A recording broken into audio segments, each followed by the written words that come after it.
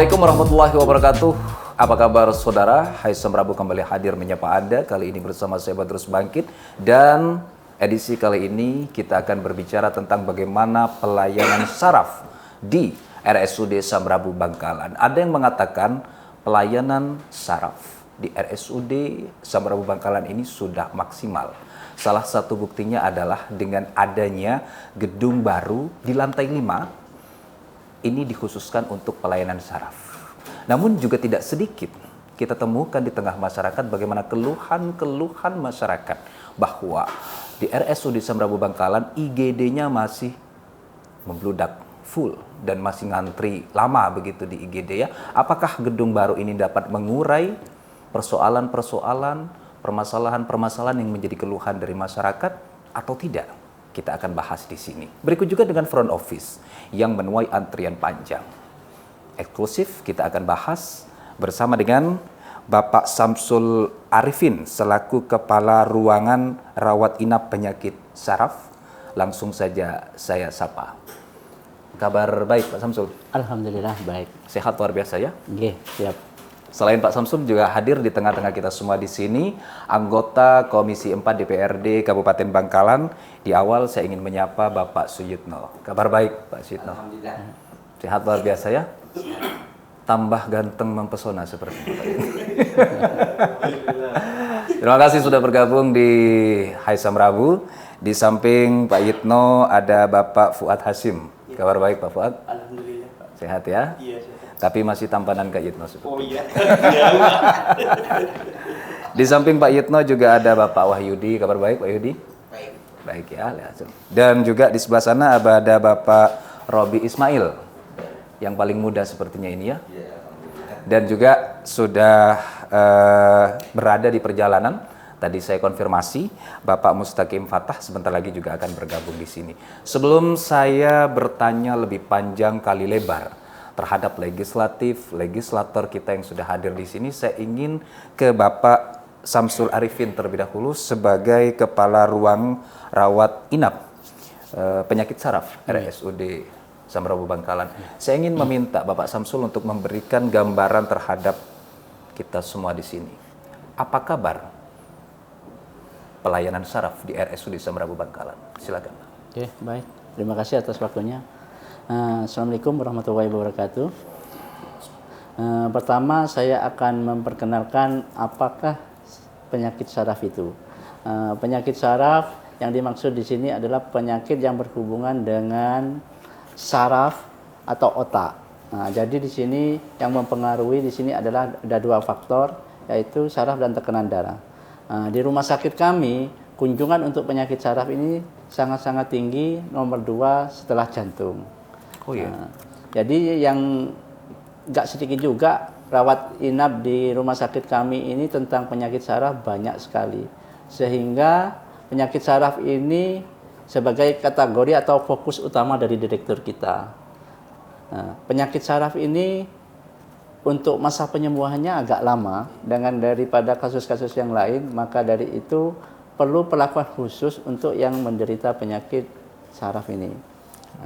Konsep awal dari kenapa gedung baru itu dibuka, karena sebelumnya saya sebagai, mohon maaf, saya juga tim teknis gedung baru, saya perjelaskan lagi. Filosofinya dibangun gedung baru itu adalah bahwa rawat inap sebelumnya penyakit saraf ini berkumpul jadi satu, yaitu dengan penyakit bedah umum dan penyakit bedah saraf dan penyakit bedah anak. Sehingga saat musim-musim bulan ini atau bulan kemarin sangat-sangat signifikan untuk kunjungan ke rumah sakit.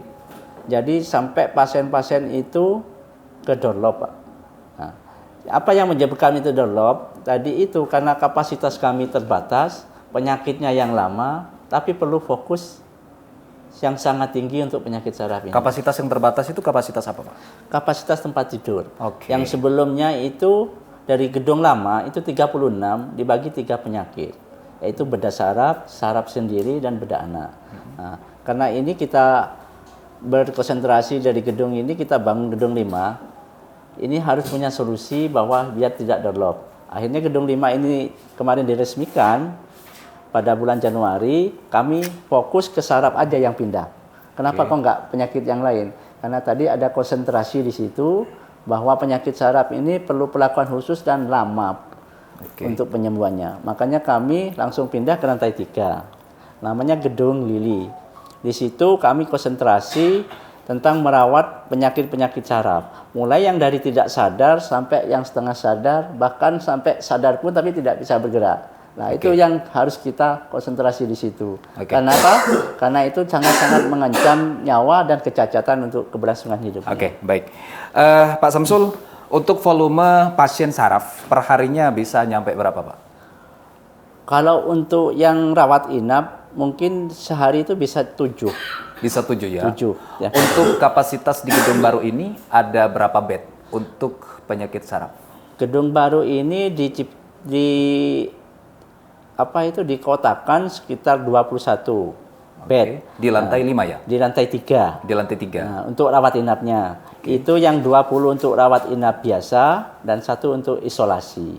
Kenapa harus ada isolasi? Karena ada kemungkinan penyakit yang menular, yang menderita saraf juga. Jadi kami pisah. Nomor 2 setelah jantung ya? Penyakit yang urgent banget harus segera ditangani. Berarti orang Bangkalan ini masih banyak yang stres mungkin ya, kepikiran atau apa ya, sehingga penyakit saraf ini masih banyak di Bangkalan begitu ya? Oke, baik. Terima kasih Pak Samsul. Sekarang saya ingin ke Bapak Suyitno. Bapak Suyitno, bagaimana tanggapan Anda terkait dengan apa tadi yang disampaikan oleh Pak Samsul bahwa penyakit saraf ini memang perlu kita prioritaskan di RSUD Samrabu Bangkalan begitu ya? Sehingga di gedung baru ini yang dipindah tadi yang digabung-gabung itu hanya saraf aja yang dipindah. Betul. Setuju Pak Yitno dengan hal itu atau ada tanggapan lain dari keluhan masyarakat yang penting untuk kita dengarkan bersama, Pak? Silakan. Terima kasih Mas Badres, Samsul dan teman-teman yang lain. Jadi intinya kita dengan adanya gedung baru ini tentu yang kita harapkan adalah peningkatan pelayanan.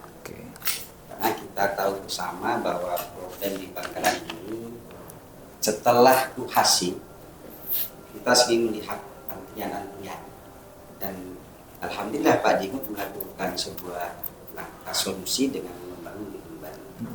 Dan saya sangat setuju dengan artinya kalau penyakit saraf ini dipisahkan, pisahkan dengan atau karena harus ada penanganan khusus kata Pak Samsul Dato.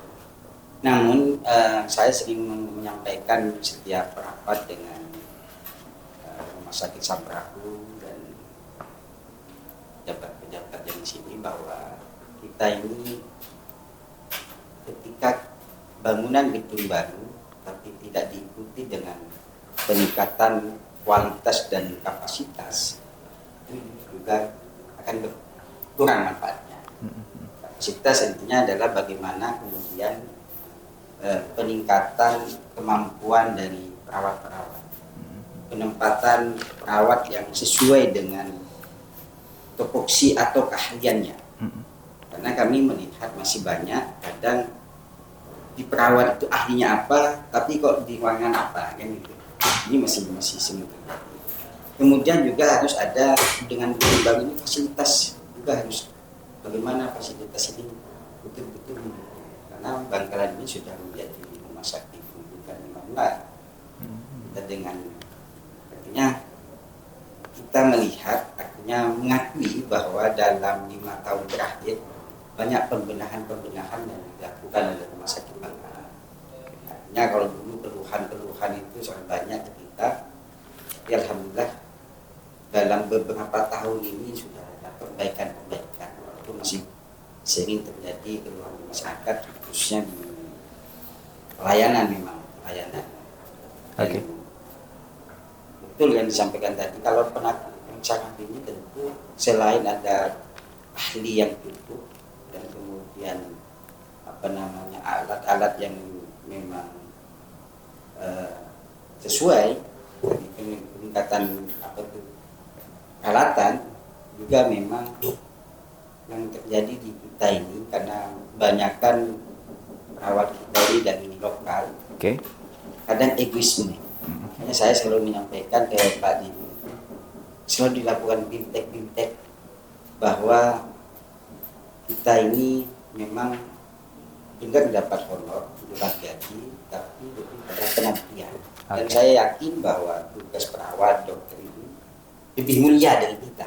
Oke. Tapi mulia itu ketika diikuti dengan rasa ikhlas dan rasa pengabdian itu tadi. Oke, baik.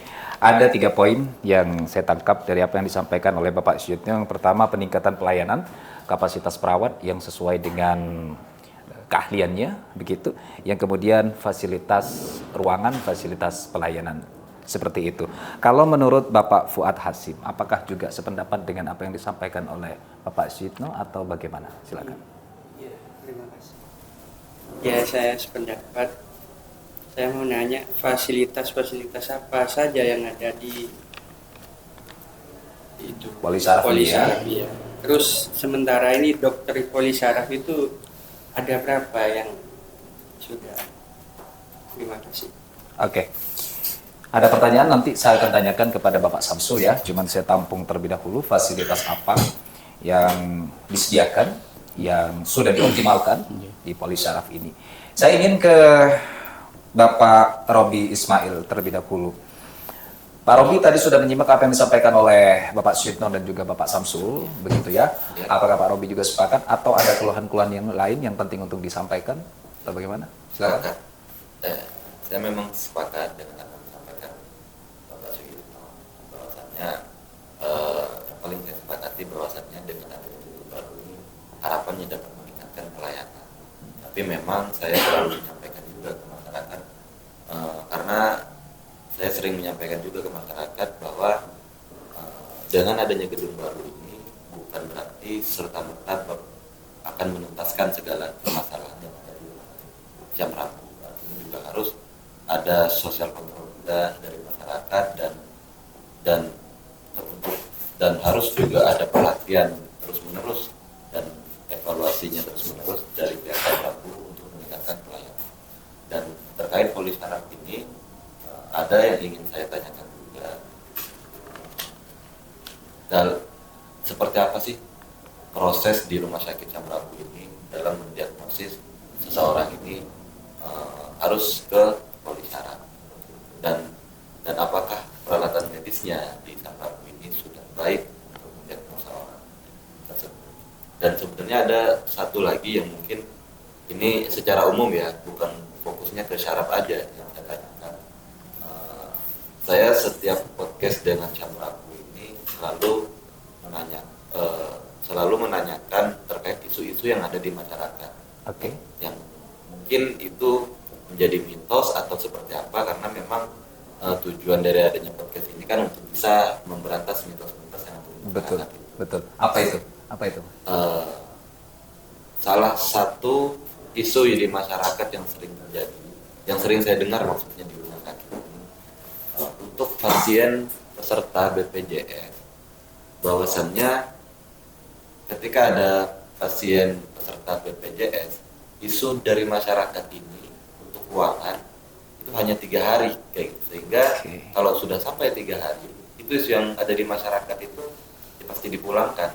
Nah ini menurut saya perlu diklarifikasi apa emang ada aturan yang mengaturnya, atau apakah ini memang mitos, Atau karena gedungnya masih belum atau gedungnya cukup masih belum cukup atau apa begitu ya? Iya, nah ini Oke. harus diluruskan kembali ke masyarakat. Seperti itu. Oke, baik. Luar biasa sekali Bapak Robi Ismail. Ada beberapa pertanyaan tadi, Pak Samsul. Ditahan dulu. Saya sudah catat dengan rapi ini, Pak. Baik. Bapak berkewajiban menjawab ini. Siap. Ya. Saya kepada Bapak Wahyudi terlebih dahulu.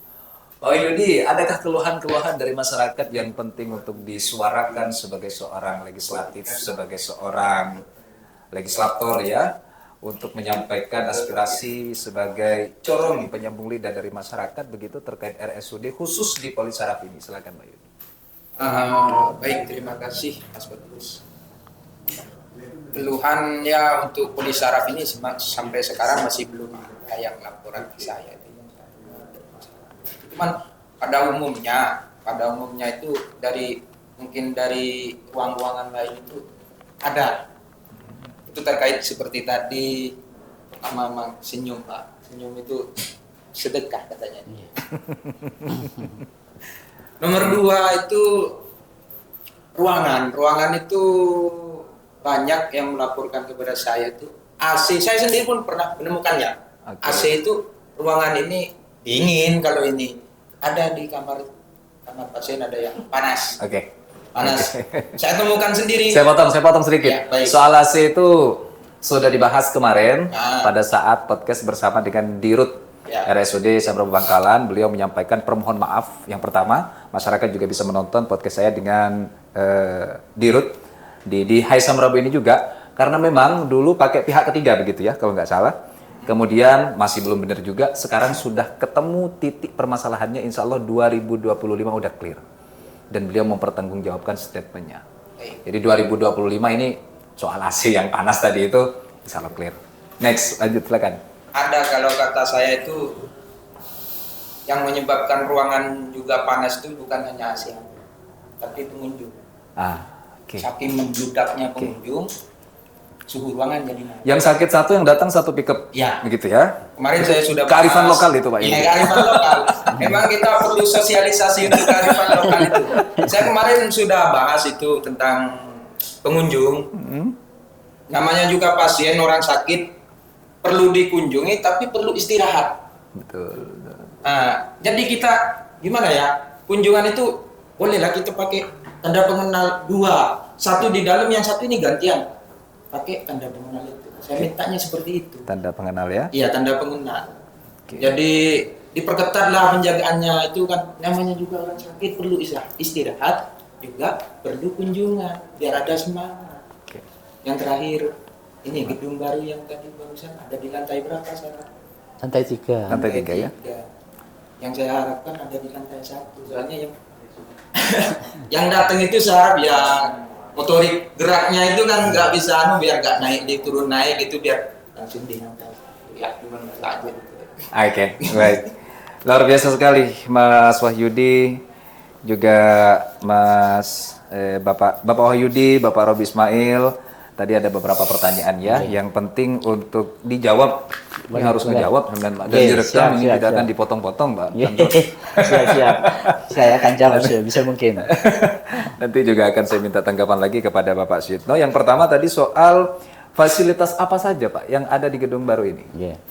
Secara singkat, padat, dan jelas begitu ya. Silakan. Ruang rawat inap saraf yang saat ini yang kita tempati yaitu terletak di lantai 3. Di sana Pak ada 20 bed, satu kamarnya isi 4, terus disisakan satu untuk isolasi. Jadi semua kamar itu terdiri dari 4 bed itu terfasilitasi AC. AC-nya 2, yaitu 2 PK 2 PK. Nah, di dalam sistem yang saya kerjakan saat ini, saya sebagai kepala ruangannya di ruang rawat inap, fasilitas itu saya manfaatkan dengan baik.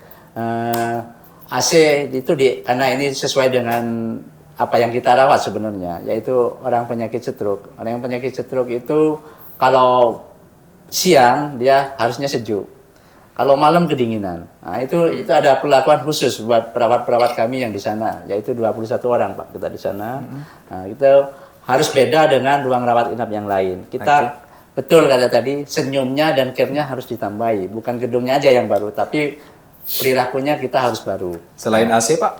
Nah, selain AC itu di sana sudah disiapkan tiap kamar rawat inap itu ada kamar mandi yang jelas. Di kamar mandi itu ada di dalam semua. Nggak ada yang di luar ya? Nggak ada yang di Bisa luar. dipastikan ya, Pak ya? Sudah dipastikan. Itu nanti semuanya pakai pencetan, jadi nggak pakai Kan iya. gayung. Semua pakai shower dan pakai pencetan untuk kamar mandinya. Misalkan nanti ada yang pakai gayung gimana, Pak? Tidak bisa, soalnya semua sudah di sistem pakai pencet semua. Oke. Nah, jadi kemarin ya betul kearifan lokal mintanya pakai keran. Report soalnya kita nanti, jawabnya report kita. Oke. Dibuat seenak mungkin, dibuat sesimpel mungkin, tapi nggak cocok dengan budaya kita. Nah, Oke. ini minta yang lain. Yang kedua ini kena ada di lantai 3, jadi kami itu harus wanti-wanti bahwa ini ruang stroke. Ruang stroke itu berarti yang sakit itu menengah ke atas atau parah. Nah, itu pasien tidak sadar sampai orang yang tidak bisa ibaratnya aktivitas mandiri. Oke. Jadi saya benar-benar memprogramkan di sini memfasilitasi keluarga biar care, atau kita menggunakan keluarga itu sebagai partner kita. Oke. Bahwa nanti di dalam perawatan seperti ini kami contohkan. Terus nanti kalau pulang seperti ini, sampai dirawat di rumah seperti ini. Jadi kami tiap hari itu menyontohkan bahwa harus gerak begini, harus sampai ke sini, sampai ke sini. Itu untuk keluarga sendiri. Itulah perubahan yang kami kerjakan sekarang, Pak. Mungkin hasilnya belum dilihat sekarang, tapi untuk kedepannya mungkin 1 tahun, 2 tahun kita akan evaluasi saya itu angka kesembuhan akan meningkat, angka kegagalan akan menurun. Oke, Gitu. baik. Dan akan ditagih Pak kalau tidak ditunaikan itu nanti Iya, Pak. Begitu betul. ya.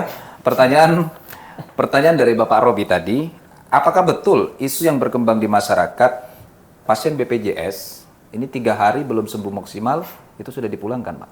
Mitos atau fakta itu? Itu sebenarnya mitos. Faktanya bagaimana? Faktanya kan begini, setiap orang rumah sakit ke sini itu berobat, ada yang sebenarnya kayak tadi di UGD, ada P1, ada P2. Ada yang sembuh 3 hari sembuh, dan 3 hari tidak sembuh. Itu sebenarnya kita evaluasi. Kalau di saraf? Kalau di saraf itu rata-rata rawat inapnya seminggu lebih, Pak. Makanya itu kita dipisahkan. Karena ini masa penyembuhannya lama. Kalau bedah 3 hari itu kan setelah nggak ada keluhan, nggak ada perdahan, kita pulangkan, kita rehab belakang. Makanya interval untuk kedownload tadi itu dikurangi karena bedah itu bisa lebih cepat pulangnya daripada yang saraf. Saraf ini rada rumit masalahnya. Oke, baik. Kemudian pertanyaan berikutnya, menyikapi kearifan lokal orang Madura, yang sakit satu, yang menjenguk itu satu pickup sebagai bukti solidaritas, begitu. Kita tidak bisa tuh menyalahkan kearifan lokal tersebut, begitu kan? Harus kita hargai juga. Akan tetapi, adakah langkah-langkah strategis ke depan yang dilakukan oleh pihak rumah sakit untuk mensiasati itu semua? Seperti tadi usulan pakai kartu pengenal. Adakah seperti itu, Pak? Selama ini kan nggak pakai ya? Sebenarnya sebelumnya dulu pernah. Cuma masyarakat kita ini memang pinter-pinter, Bapak. Kalau kita dikasih kasih dua gini, ada yang 2 sudah ke dalam, 2 penunggu, nantinya dilempar lewat jendela. Ada. Itu pertama kendalanya. Terus yang kedua, karena ini saraf, kami henti-hentinya mengkasih KIE. KIE itu begini, kita ngasih informasi bahwa ini penyakit ini beda dengan penyakit yang lain. Tolong sampaikan ke keluarga. Kalau baru datang, ibaratnya pasien baru, itu kami pengen konsepnya tenang dulu. Untuk 2 hari ke depan boleh dibesuk. Jadi disampaikan ke keluarga bahwa hari ini dibatasi. Ke depan ada langkah seperti itu lagi? Ada langkah pakai seperti plate itu. atau tanda pengenal begitu? Kemungkinan kayaknya ada nanti ke depan dievaluasi lagi. Jangan dimungkinkan Pak, dipastikan saja Pak. Pasti. Soalnya nanti ke depannya harus ada ID card. Pasti berarti ya? Pasti. Soalnya nanti contohnya nanti ini lift itu aja kita pakai ID card nanti. Kayak hotel bintang 5 tuh kalau pagi. Gitu kan? Baik. Luar biasa sekali. Saya ingin minta tanggapan dari Bapak Suyitno.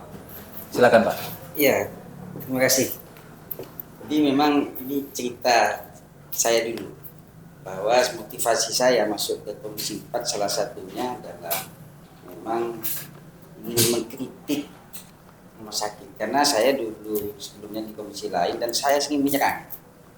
Jadi saya ini kalau ada ketidakcocokan saya akan katakan. Tapi saya mengakui bahwa rumah sakit ini sudah ada pembenahan dan sudah ada terobosan-terobosan, termasuk juga di pelayanan kita melihat ini sudah mulai. Harapan saya tentu dengan gedung baru ini betul-betul menjadi sebuah langkah baru agar bagaimana kita bisa menangani masyarakat yang sakit, khususnya masyarakat Bangkalan. Karena yang masuk ke sini ini tidak hanya dari Bangkalan. Dengan UHC kita ini membuka dan gedung baru ini menjadi solusi.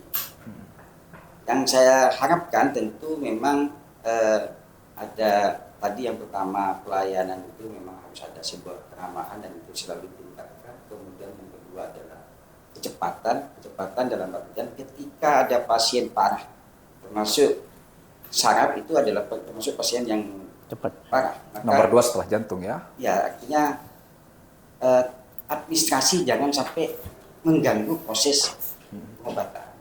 Artinya kadang permasalahannya di sini itu bagian pelayanan. Kadang administrasi itu masih ditunggu untuk ini karena belum punya KTP dan sebagainya. Itu kemudian tepatan itu adalah bagaimana penanganan itu secara cepat dan tepat. Artinya jangan kejadian-kejadian seperti 2017, 2016 kita dulu di demo di rumah sakit ini, atau 2015 kalau nggak salah di daerah saya juga ada salah operasi dan sebagainya. Artinya untuk itu maka harus dilakukan langkah-langkah penempatan yang tepat dan betul-betul dilakukan seleksi. Dan kayaknya rumah sakit Samratu sudah melakukan kebijakan itu. Itu harapan saya. Oke, baik. Yang saya tangkap tadi poinnya terkait dengan administrasi ya. Iya, Salah satu. itu kadang masih ada. Oke. Saya sering sampaikan, maksudnya misalnya orang kecelakaan, Tangani aja dulu. Tangani Administrasi dulu. nyusul Jangan begitu ya. Masih nunggu ini, proses itu masih sering terjadi. Oke. Jadi itu artinya nyawa lebih penting dari administrasi kan. Oke, baik. Nanti juga akan saya minta tanggapan dari Bapak Samsul. Ya. Saya ingin ke Bapak Fuad Hasim sekarang. Apakah sepakat dengan apa yang disampaikan oleh Bapak Sujitno terkait dengan administrasi tadi? Ataukah ada keluhan-keluhan lain yang penting untuk disampaikan, Pak? Silakan. Sepakat. Terkait dengan administrasi ya? Iya. Oke. Oke. Kalau dari Bapak Wahyudi, ada keluhan-keluhan lain atau sepakat dengan apa yang disampaikan Pak Sujitno tadi? Sepakat. Yang penting untuk kita dengarkan. Ya sepakat, cuman tadi ada perlu tambahkan sedikit. Jadi untuk tanda pengenal, tanda pengenal mohon diperketat aja. Jadi, saya tidak membatasi itu, cuman bergantian. Jangan sekalian langsung membuka nyemper di bawah itu. Kesannya kurang gimana itu kesannya di bawah. Anu sedikit ya. Gimana Pak Sujitno? Jadi begini, kalau yang saya lihat bukan ini, karena saya beberapa kali dalam satu kali mendampingi pasien, biasanya sudah ada ketegasan ya, tugas kalau dua berhenti, artinya itu sudah dilakukan. Mungkin kalau khususnya pasien yang parah kayak stroke tadi di ruangan itu saya sudah biasa satu-satu. Oke. Artinya sudah langkah-langkah itu sudah dilakukan, tapi di bawah yang membludak itu kita tidak bisa. Kalau di ruangan sudah ada ketegasan kan? Iya. Saya dulu ngaku dewan masih sudah dua orang nanti. Itu masih ngaku dewan itu. Baru satunya keluar, Oke. baru boleh masuk. Jadi intinya sudah masalah ke pasien yang sakit, saya melihat sudah ada ketegasan dari perawat bahwa ada pembatasan pengunjung itu sudah, dan harus terus dilakukan karena memang butuh ketenangan. Ya. Oke, baik.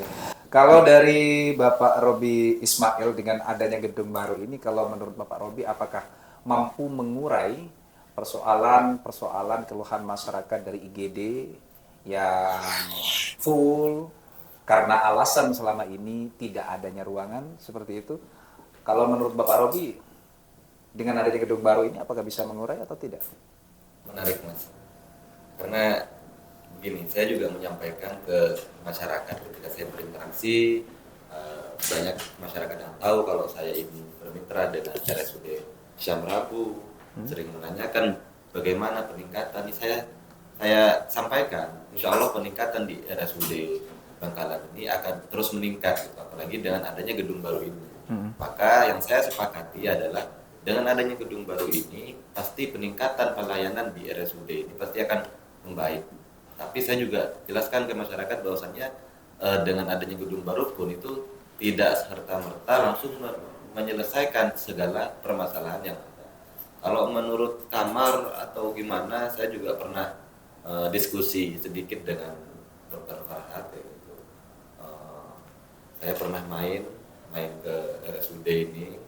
Saya melihat bahwasannya gedung sudah siap, masyarakat juga banyak. Ini pun saya mikir gini ke Dr. Farhat. Ini Pak, kalau seandainya ditambah gedung lagi, tiap tahun kita mengajukan gedung baru untuk menambah fasilitas pelayanan, kamar dan segalanya, ini kayaknya gak akan cukup. Karena acuannya dari seluruh masyarakat Bangkalan, dari ujung timur Bangkalan, barat Bangkalan, selatan utara, itu semua rujukannya ke RSUD Syamrabu.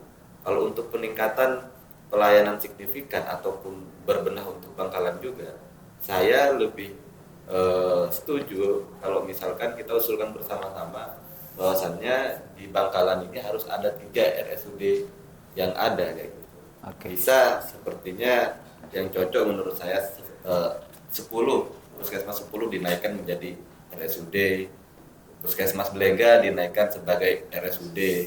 Itu insya Allah bakal apa ya, untuk kemajuan Bangkalan ini lebih baik lagi. Oke. Itu kalau menurut saya. Oke, baik. Luar biasa sekali Bapak Robi Ismail, yang kemudian sebelum kita akhiri wawancara di Hai Samrabu ini, sedikit sebelum saya minta nanti closing statement ya dari legislator kita yang hadir, sedikit saya ingin meminta tanggapan dari Bapak Samsul terkait tadi. Ini penting sekali kalau menurut saya, persoalan administrasi ini memang cukup perlu kita harus sikapi bersama begitu loh Pak. Jangan pas kemudian ketika pasien ini sudah datang dalam kondisi darurat, terstop, terkendala karena persoalan administrasi belum ditandatangani, persyaratan-persyaratan yang belum lengkap. Begitu. Bagaimana RSUD Samrabu Bangkalan ke depan menjamin hal itu semua tidak akan terjadi? Saya rasa semenjak Pak Direktur yang pegang Dr. Farhad, itu hal itu tidak ada. Oke. Mungkin salah satu itu ada, tapi itu mungkin perlu dicek kembali. Apakah betul itu menunggu administrasi, apa nggak mengerti kalau sudah ditindaki. Nah, setahu pengalaman saya, saya pernah di alumni di UGD, hal itu nggak boleh. Karena sebagai seorang perawat itu harus punya hati nurani, bahwa keselamatan itu lebih penting. Nah, jadi mungkin dari pertanyaan itu nggak cocok buat saya sebagai seorang perawat, karena saya sendiri nggak pernah merasakan begitu. Kita harus mengerjakan apa yang kita bisa kerjakan, baru kita selesaikan administrasinya. Berarti seperti kayak kecelakaan itu kita memang harus segera tangani. Wah, ini tangan saya patah nih, tunggu. Gitu. Administrasi pengalaman kami bisa juga gitu ya? begitu, tangani dulu baru kita urusi. Oke. Nah, cuma ada kriteria mungkin yang miss sama masyarakat. Menurut kami sudah tertangani, tapi menurut beliau belum. Ada miskomunikasi saja miskomunikasinya begitu ya, Pak, begitu. ya? Nah, Berarti bisa dipastikan untuk persoalan administrasi ini, Pak Yitno, mungkin tidak ada mungkin. dipastikan dan dijamin ya Pak ya ke depan ya. Insya Allah saya juga sebagai pimpinan mewanti-wanti ke teman-teman saya di ruang rawat inap, dilayani dulu, baru nanti kita cari solusinya. Oke, baik. Terima kasih Pak Samsul. Terakhir, sebelum saya akhiri, saya minta perwakilan mungkin Pak Yitno untuk menyampaikan apa? Silakan. Ada yang menambahkan? Boleh izin bertanya lagi? Ya. Terkait yang saya pertanyakan tadi, terkait apa mitos yang ada di masyarakat itu Bapak. Kalau saya ingin jawaban prosedural faktanya itu seperti apa, ini biar bisa dirangkum juga oleh masyarakat untuk menghilangkan mitos-mitos yang ada di masyarakat ini. Mitos bahwasannya kalau pasien BPJS itu 3 hari di rumah sakit pasti dipulangkan. Ini untuk menjawabnya secara prosedural kayak gitu. Lebih-lebih pasien saraf ya? Iya. Saraf masa 3 hari sembuh Pak? Ya? Pertama gini, mungkin untuk perlu dipahami bahwa di rumah sakit ini banyak bermacam penyakit. Pertama, kalau saraf itu kemungkinan untuk 3 hari tidak. Tapi untuk kasus bedah, kasus bedah itu kita evaluasi pertama pembedahan. Setelah pembedahan kan kita ada evaluasi, adakah pendarahan atau adakah komplikasi dari pembedahan tadi. Itu hari kedua Pak. Kalau hari kedua itu sudah tidak ada keluhan dan bisa beraktivitas normal, yang ketiga, hari ketiga itu kita persiapkan pulang. Itu mungkin yang perlu kita jelaskan bahwa di dalam seumpama kita contoh operasi hernia. Itu hari pertama memang kita rawat inap untuk persiapan untuk operasinya. Hari kedua kita evaluasi apakah ada pendarahan di situ, apakah ada komplikasi dari pembedahan di situ. Berarti kalau kita tanya ke pasiennya tidak ada, berarti kan dilakukan mobilisasi atau disuruh berjalan sesuai dengan yang namanya sakit kan tidak mungkin 3 hari itu sembuh. Tapi kami menilainya apakah ini mengancam nyawa apa enggak. Untuk sembuh luka pun juga begitu. Luka nggak mungkin sembuh 3 hari. Itu harus perlu nutrisi yang baik, perawatan yang baik, bisa 10 hari. Kalau kami nunggu sembuhnya 10 hari dengan kapasitas yang begitu terbanyak, kan kita harus berpikir, adakah inovasi untuk mengurangi antrian tersebut. Jadi kami kan pilih, setelah tidak mengancam nyawa, tidak ada komplikasi pendarahan atau tensi. Nah, hari ketiga kita memang pulangkan. Alasannya begitu. Nah, untuk yang memang 3 hari ada keluar masih ada barang, kita nggak pulangkan karena itu nanti akan balik lagi dan kami juga yang akan kesulitan di situ. Nah, karena kalau pulang terus balik lagi parahnya beda, kasusnya beda sudah. Nah, jadi kami benar-benar pantau dulu, evaluasi dulu 3 hari tersebut itu untuk kategori tadi normal, tidak normal dan aman untuk dia dipulangkan. Kalau untuk kesembuhan kita arahkan ke Poli untuk rawat baik. jalan. Begitu. Baik. Terima kasih Pak Samsul. Jadi jelas ya Pak Robi ya. Iya. Jadi bukan karena pasien BPJS dan mungkin yang menjadi salah satu faktor penyebab karena memang ruangannya nggak ada. Salah satu. Tetapi di samping itu sudah dipastikan oleh pihak rumah sakit dipulangkan itu karena sudah dikategorikan aman dan tidak mengancam nyawa. Betul. Clear sudah di sini. Oke, sebelum saya akhiri, saya ingin meminta perwakilan mungkin Pak Yitno untuk menyampaikan closing statement apa yang penting untuk didengarkan oleh RSUD Samrabu Bangkalan, seluruh segenap perawat dan seluruhnya yang ada di sini dan juga oleh masyarakat Kabupaten Bangkalan. Silakan, Pak. Baik, terima kasih. Jadi untuk masyarakat Bangkalan, kami sangat berharap di Komisi 4 bahwa mari kita yakini bahwa RSUD kita ini sudah melakukan pembenahan dan percayakan kita sebagai kita untuk terus mengawasi dan melakukan koordinasi agar ada peningkatan pelayanan dari RSUD.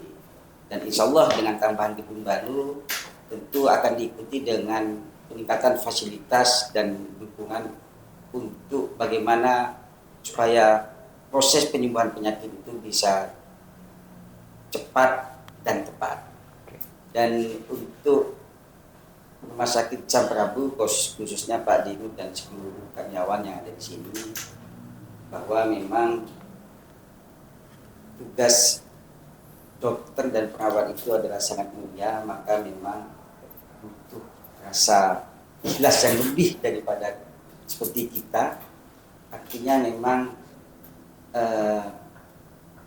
harapannya dengan pelayanan yang baik tentu akan memudahkan atau mempercepat sugesti masyarakat atau yang sakit untuk bisa cepat lebih sembuh lagi.